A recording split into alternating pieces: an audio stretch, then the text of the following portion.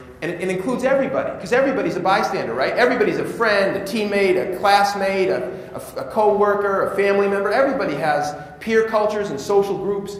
The idea here is to say to people who are bystanders, who are friends, teammates, and classmates, what can you do to speak up? What can you do when you see abusive situations? What can you do to support your friends, to challenge your friends, to interrupt the abusive behavior when possible? But do it safely, but do it.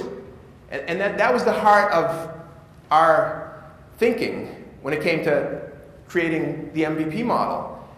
And my feeling from the beginning has been there's an awful lot of young people, men and women, boys and girls, who are not comfortable with the abusive behavior that we see around us.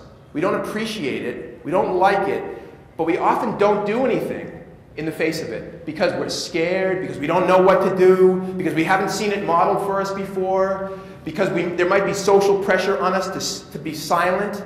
Because, you know, silence comes up over and over again when we're talking about bullying and harassment and abuse, doesn't it?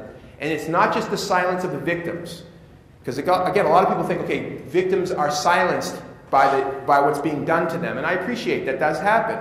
But you know what? Bullying and violence and harassment silences more than just victims.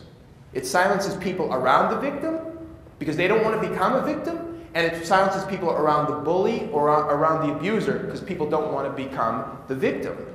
And often we also know from research over the past generation that an awful lot of abusive behavior is enacted by boys and girls who are popular, not who are some schoolyard bully standing on the corner, with kind of ominous looking in the ogre Shrek-like sense, but rather normal, average people, including popular people, right?